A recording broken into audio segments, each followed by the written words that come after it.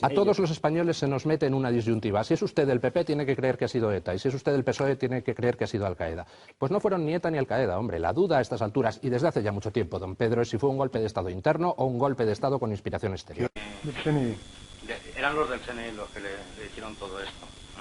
Es cierto, como declaró en una entrevista en el periódico El Mundo, y como antes se ha comentado aquí, que le propusieron inculpar a Yamal Zougan a cambio de dinero o de nombrarle testigo protegido. Sí. ¿Quién le propuso que hiciera esto? El CNI y el comisario que estaba en Avilés. Entonces esta persona cuando fue detenido el día 13 de marzo, 2 o 3 días después, estando en la comisaría, vino a verme. Me dijo, ¿te acuerdas de mí? Le he dicho, sí, me acuerdo de usted. Me dijo, pues si hubieras colaborado con nosotros no te hubiera pasado esto.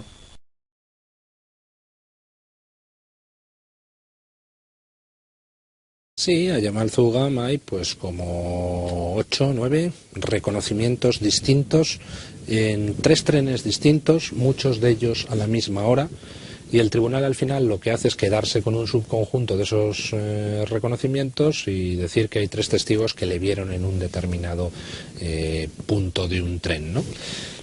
Lo que sucede con esos reconocimientos, pues es que, como ya en su día denunciamos primero, esos reconocimientos, salvo uno de ellos que corresponde al testigo que se equivoca de piso del tren entre su declaración sumarial y la declaración ante el juez, los otros 2 son testigos tardíos, es decir, que aparecen muchísimos meses después del atentado y dicen reconocer a Yamal Zougan. Los reconocimientos son reconocimientos enormemente cuestionables y que, teniendo en cuenta que Yamal Zougan no se le ha podido detectar ni el más mínimo contacto con ninguno otro de los miembros de la trama, con ninguno otro de los condenados.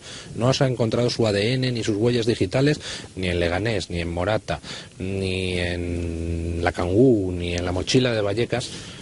Pues en fin, yo creo que es una cabeza de turco enormemente útil, y enormemente útil para que al final no nos hagamos una pregunta, y es: ¿quién demonios ordenó detener a 5 personas en la jornada de reflexión, 4 de las cuales están en la calle, y la única que queda es este Yamal Zougan, contra el que lo único que existe son unos reconocimientos oculares enormemente cuestionables?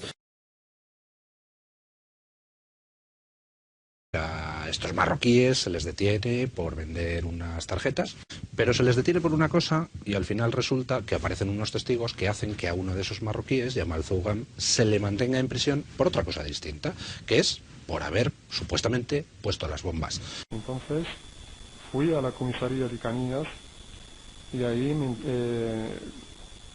entré hasta adentro y me interrogó un agente. Entonces me propuso otra vez si pudiera trabajar con ellos, y le dije que no, que yo no podría hacer ese trabajo porque yo no valía para ese trabajo. Entonces me insistió tanto que al final le dije, dame el teléfono, y si yo me entero de algo te lo digo, pero yo no voy a buscar a nadie, ni yo voy a trabajar con usted como confidente ni nada, pero si yo escucho algo, entonces yo se lo digo a usted. Y entonces eso es lo que pasó. Me dio el teléfono, pero nunca le llamé. Entonces esta persona cuando fue detenido el día 13 de marzo, 2 o 3 días después, estando en la comisaría, vino a verme. Me dijo, ¿te acuerdas de mí? Le he dicho, sí, me acuerdo de usted. Me dijo, pues si hubieras colaborado con nosotros no te hubiera pasado esto. Entonces no le contesté porque yo tenía miedo de hablar, porque cuando hablaba me pegaban y tal, pues yo procuraba hablar lo menos posible.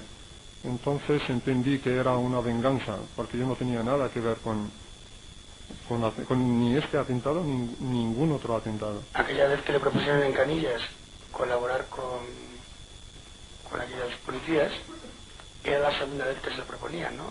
Sí, esa es la segunda, porque la primera ya la he contado el viernes, que llegaron 2 policías en el año 2001, y cuando estaba yo y mi hermano en la tienda de la frutería, entraron dos personas, me enseñaron una placa y salí con ellos, me montaron en un coche, dimos unas vueltas y me propusieron lo mismo, que si quisiera trabajar con ellos, porque ellos necesitaban a alguien en lavapiés, porque era una zona de inmigrantes, y me propusieron que ellos si yo les ayudaba a ellos me ayudarían a mí en mi negocio, traer a mi familia de Marruecos y lo que yo quisiera dentro de sus posibilidades.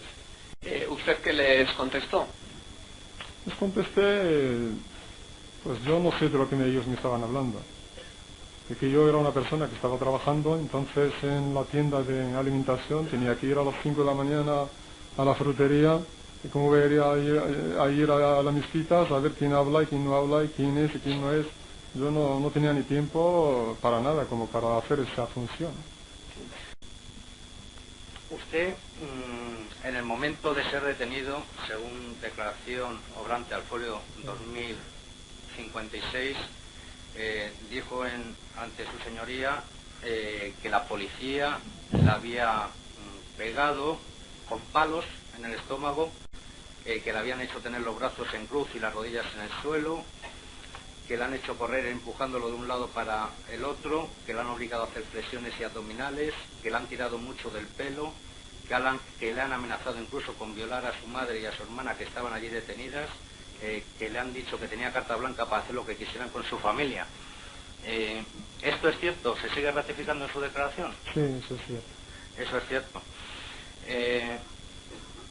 ¿Quién de la parte de la policía puede ser esas personas que hoy nos ha dicho que podían ser del CNI o era otro tipo de...? Del CNI. Eran los del CNI los que le hicieron todo esto. ¿En algún momento le ha pedido a usted la policía que oculte algún hecho al juez instructor? Sí, señor. ¿Qué hechos le ha pedido que oculte? Me han dicho, primero me ofrecieron ser testigo protegido, luego me dijeron la típica declaración que tenía que hacer para involucrar a los moros y que mi mujer y yo saldríamos como testigos protegidos y que entonces no habría ningún problema y que yo no entraría en la cárcel. Además hice una llamada a mi hermano desde mi casa preguntándole que si hay tráfico o no hay tráfico, porque mi hermano salió antes que yo. ¿Y no se había enterado aún que se habían producido los atentados? Sí, me he enterado en la televisión. Yo cuando me levanté encendí la televisión y he visto he visto que había atentado en la televisión. Como primero ha manifestado que fue que de su hermano le había dicho que había tráfico. No. Señor letrado, otra pregunta. No contestó, señoría. ¿No se ha encontrado usted en las estaciones de Alcalá de Henares, ni en Santa Eugenia, ni en El Pozo durante la mañana del día 11? No. ¿Dónde estaba usted en esa mañana? Durmiendo en casa. A la hora a las 8 durmiendo en casa. No, es todavía peor que eso. Te reconocen 6 personas en los trenes y resulta que como esos reconocimientos son incompatibles entre sí porque tendrías que estar en 3 trenes distintos al mismo tiempo, pues llega el tribunal y se queda con los 3 que no son incompatibles y dice, estos valen.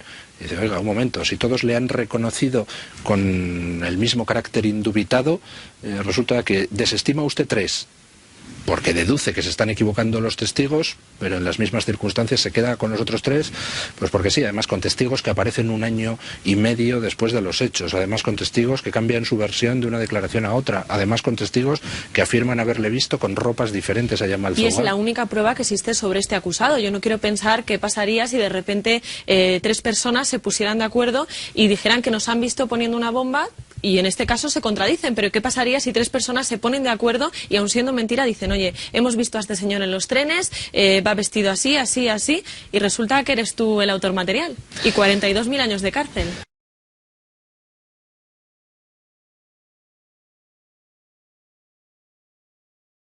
Teniendo en cuenta los indicios que hay contra Yamal Zougham, que no aparece, como recordaba el abogado, ni una sola huella suya, ni resto de ADN en ninguno de los escenarios de la masacre. No aparecen contactos suyos telefónicos con ninguno de los demás imputados. No aparece ningún tipo de relación suya con ninguno de los condenados. Teniendo en cuenta eso, pues vamos, yo creo que a Yamal Zougham habría que haberle puesto en la calle hace mucho, porque no hay absolutamente nada contra él, salvo unos reconocimientos oculares completamente infumables. Además, nos dicen que Yamal Zougham vendió las tarjetas que se usaron en los móviles de las bombas. Lo cual resulta curioso. Vende las tarjetas que se usan en los móviles de las bombas, pone las bombas y después se queda tranquilamente en su locutorio, en su tienda de telefonía, esperando a que la policía venga a detenerle.